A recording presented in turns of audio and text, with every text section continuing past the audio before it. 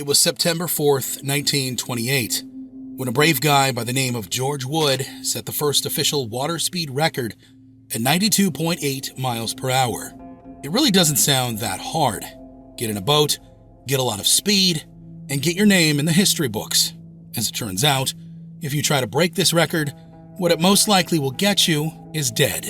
The wild fact is that the water speed record hasn't been broken since the last successful attempt all the way back in 1978.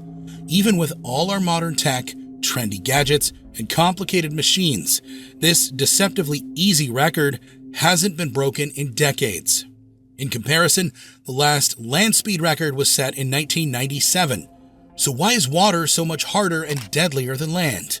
If you've done any kind of swimming in open water, you know how unpredictable those waves and currents can be on just your body, let alone a huge machine. You need a ton of power to overcome the resistance of the water. That, and so many other variables, make this a crazy attempt. From being violently thrown over 150 feet at high speed to being trapped upside down in a small cockpit underwater, today I'm covering the story of how this simple world record kills half its competitors. Welcome to the extreme edge. Imagine this. You strap yourself into a boat before shooting across the water at speeds of over 200 miles per hour. It doesn't sound like something most people would enjoy, right? Yet, for the few thrill seekers out there, this was their entire life. These boats come equipped with powerful engines and sophisticated equipment and are under the command of an experienced captain. While it might seem crazy, over a dozen people have tried to break this record, and more than half have died during the process. It all started back in the early 1900s. Humans have become increasingly fascinated with engine-powered vehicles and how fast we can get them to move. In time, engineers became obsessed with building water vehicles that could do the same. By 1920, the American Garfield Wood set the first unofficial record for the fastest speed ever achieved on water at just over 71 miles per hour on the Detroit River. His accomplishment was a benchmark for what was considered possible and filled him with pride. But what Garfield didn't know at the time was that he would play a pivotal role in creating a world record that would claim many lives. This is where our story begins to take a dark turn. The Union Internationale Motonautique first recognized the water speed world record in 1928, making it an official record. Following in his brother's footsteps, George Wood decided he had what it took to break the record, showing that daring behavior ran in the family. On September 4th, 1928, he successfully reached a top speed of 92.8 miles per hour, breaking the record on the same river as his brother. Tiny detour on this chaos train. If you want more raw, uncut stories we can't show here, come join the Extreme community on Patreon. We'll see you on the real Extreme Edge. The two brothers set the bar high, and others wanted to get the prestigious honors too. Many drivers worldwide hoped to be called the fastest man on water, but national pride often got entangled with the record, and wealthy businessmen like Castrol Oil chairman Lork Wakefield couldn't help but get involved. In 1930, he sponsored the British driver Sir Henry Seagrave to break the record for the United Kingdom. Henry was no stranger to dangerous situations. In fact, some say it's where he found the most joy in life. He was already the holder of the land speed record at the time, and with Lork's funding, he pushed for further glory. On June 13th, 1930, he sat behind the wheel of Miss England II, a boat equipped with two powerful Mercedes aircraft engines. He and his crew prepared to push the boundaries of what was once thought possible on the water. Chief engineers Victor Hallowell and Michael Wilcox started up their vessel on Lake Windermere. He was motivated to become the first man in history to simultaneously hold the land and water speed records. Even though he knew the risks associated with his goal, they didn't faze him. All he wanted was to break Wood's record, and he did exactly this, reaching a top average speed of 98.8 miles per hour during his first two attempts. Despite the cheers from those watching on, Henry was not satisfied. He wanted to be remembered in history as the first to travel at over 100 miles per hour. So, he returned to the starting point for a third attempt. Little did he know that his desire to push the limits of the boat would soon result in a terrible tragedy. Less than a few moments after finishing their second attempt, the team set off again. The whipping sound of the wind and the splashing of water echoed in the background as they increased speed with each second. The boat vibrated as they inched closer to the 100-mile-per-hour mark, and then, with one final push, Henry became the first driver to pass this threshold. But then, out of nowhere, the boat violently flipped and flew through the air. His chief engineer, Victor, died instantly as the immense weight of the boat rolled over his body, crushing him. His other chief engineer, Michael, managed to escape with a broken arm after being thrown from the crash. The disastrous incident happened in a split second in front of a stunned crowd, and emergency services rushed to aid Henry, who was unconscious in the water. He briefly regained consciousness after being pulled from the water and asked about the fate of the lads. But the injuries he suffered during the terrifying crash would claim his life shortly after, and he died from internal bleeding in his lungs. Just like that, the infamous water speed record claimed its first 2 victims. But this certainly wouldn't be the last. Following Henry's death, Miss England II was salvaged and repaired. Over the next few years, its new driver, Kay Dawn, would go head-to-head with Wood as the pair broke the record numerous times. Advancements in technology led to more powerful and ultimately faster boats. In the following decades, boat building became an art form, and engineers sought to create the perfect vessel. By the 1950s, the dream of achieving a top speed of over 200 miles per hour was close to becoming a reality for daring drivers like the Englishman John Cobb.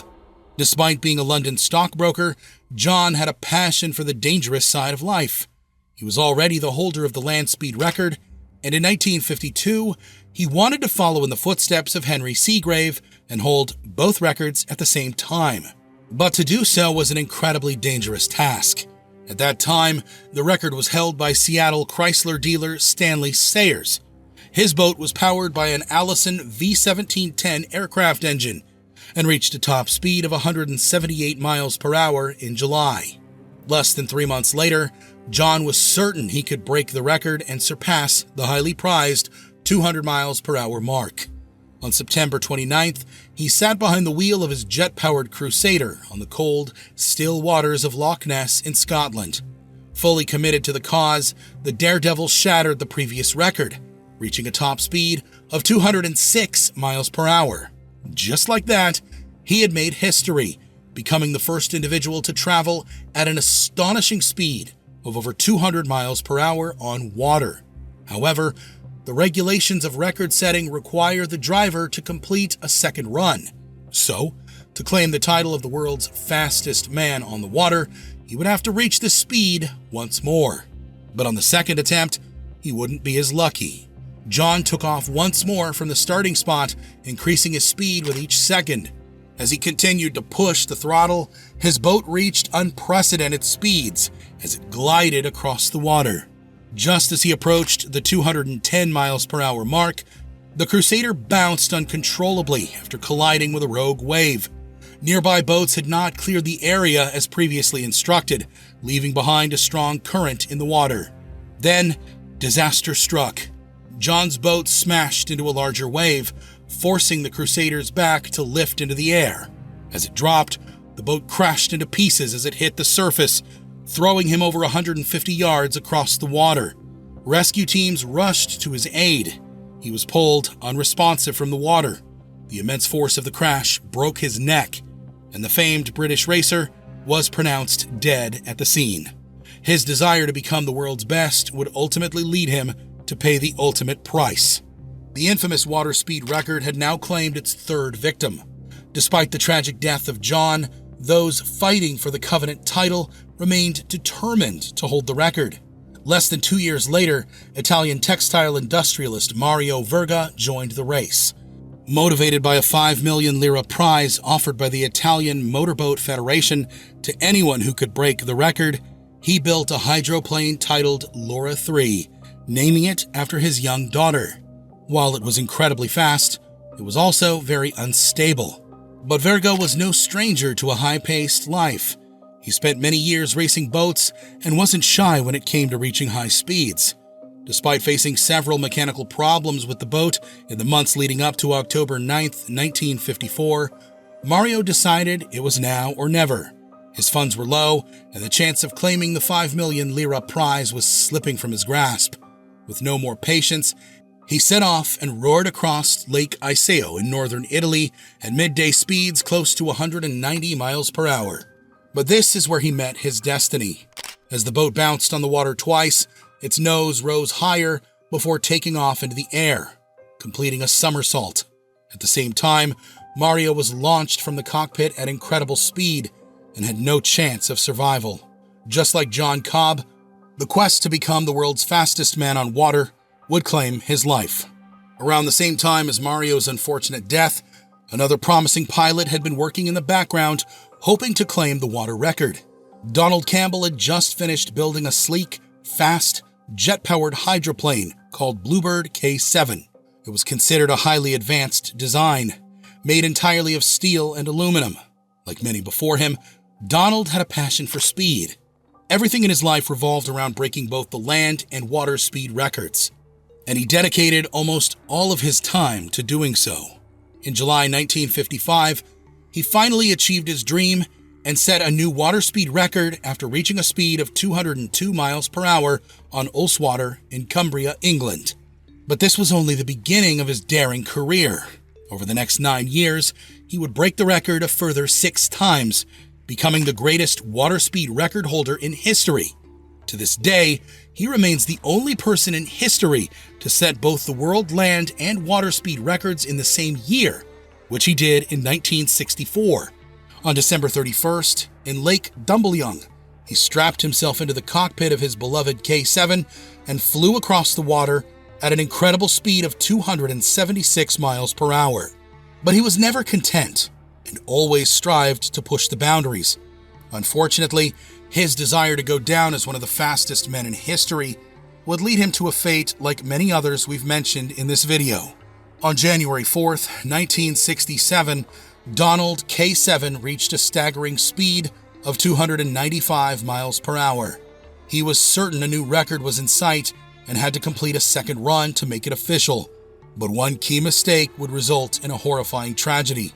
Donald immediately turned his boat around for the second attempt without letting the water settle first.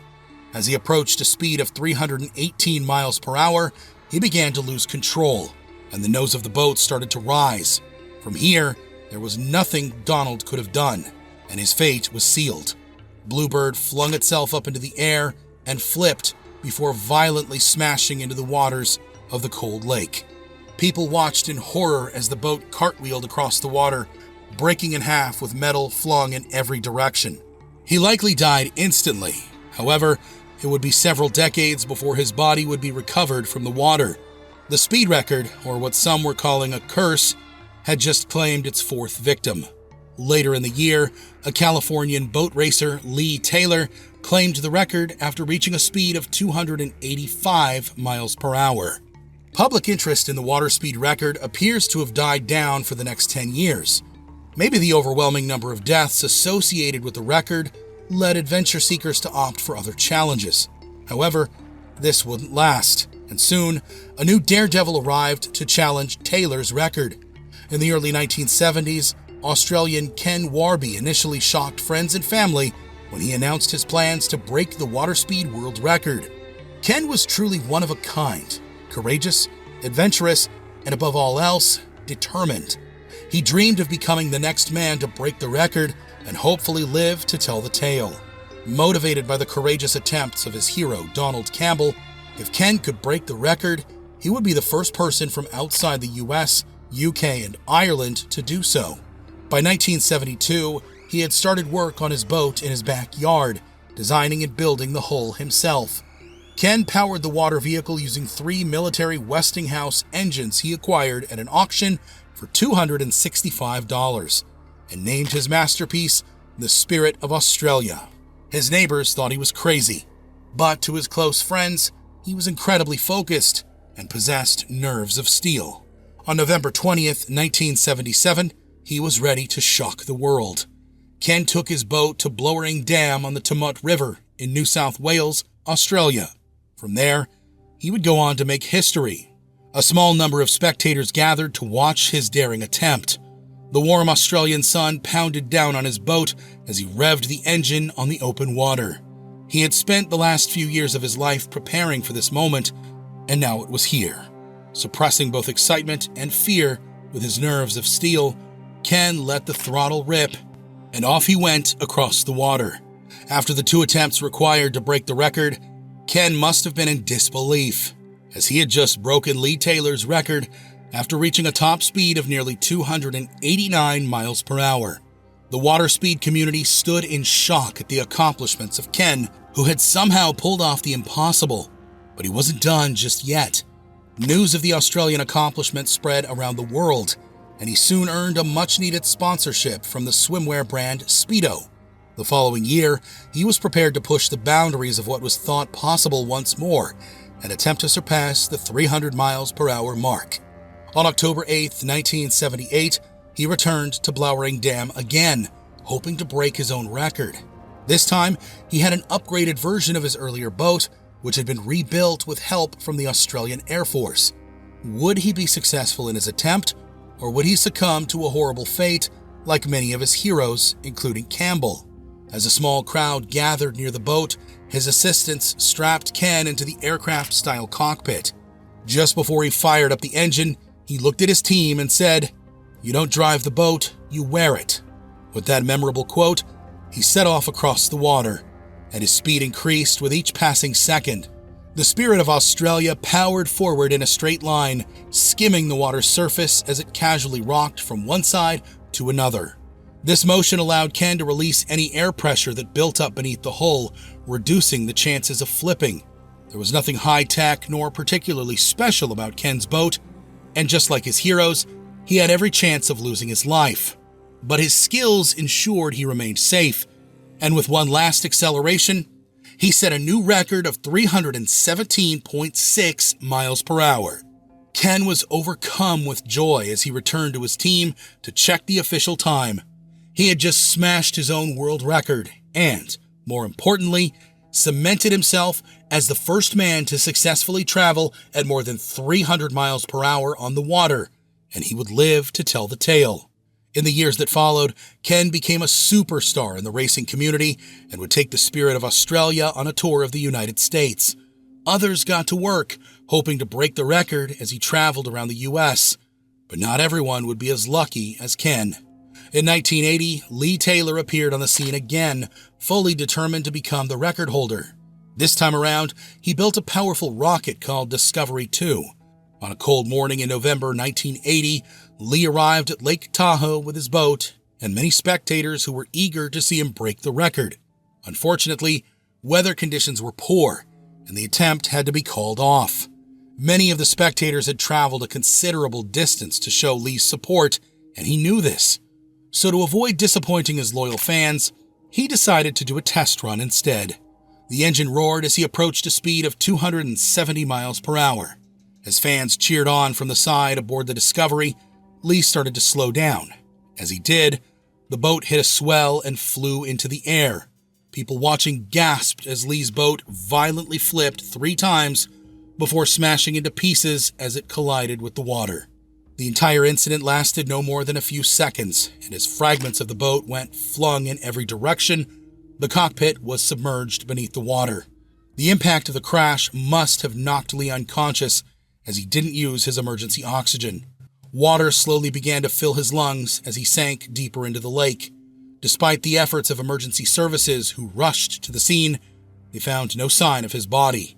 It would be 3 days before his lifeless body returned to the surface, but his terrifying death wouldn't be the last. 9 years later, the fearless drag race champion Craig Arfons was confident he could be the next man to claim the title of the world's fastest man on water. He came from racing royalty, as his father and his uncle Art Arfons were world speed record holders and jet dragster racing legends. He was no stranger to dangerous situations. He was fully prepared to push the limits of his boat, the Rain X Challenger, in hopes of further cementing his family's legacy. On July 9th, 1989, the hype surrounding Craig pulled in a significant crowd, as many gathered to watch his attempt at Jackson Lake near Sebring, Florida. But no one in the crowd was prepared for the disaster that would follow. Less than 15 seconds into his attempt, he had reached a speed of 263 miles per hour and looked set to easily breach the 300 mark. His boat lifted from the water and began violently cartwheeling across the lake. Craig desperately tried to pull his safety parachute, but it didn't open. By the time the boat finally came to a stop, it had shattered into many pieces, and the cockpit began to sink beneath the surface of the water slowly. But there was no way out. Craig was trapped alive and upside down in the cockpit, likely drifting in and out of consciousness. Water started to fill not only the confined space, but also his lungs. He was under the water for over 3 minutes, which must have felt like a lifetime. Then, finally, rescue workers managed to pull his lifeless body from the water. But unfortunately, it was too late. The injuries claimed his life. With his untimely death, another person had fallen victim to the water speed world record. Since the 1930s, 54%, or 7 of the individuals who tried to break the record, lost their lives, often under terrifying circumstances. Ken Warby was the last man to do so, and one of the few who lived to tell the tale. Despite the dangers associated with the record, interest in breaking the water speed record persists, and numerous teams around the world are working on new boats in hopes of surpassing Warby's long-standing achievement. Richard Noble, project director of the Thrust SSC, which currently holds the land speed record, announced in 2022 that his team plans to beat Warby's record. Teams from Britain and Belgium are also currently working on projects in hopes of beating the long-standing record. However, it remains an extremely dangerous task due to the extreme speed, design challenges, and most importantly, the environmental unpredictability that has claimed so many lives. All of these factors explain why this seemingly simple world record has killed more than half of its competitors. Thanks for watching, and I'll see you in the next one. Stay bold and live brave.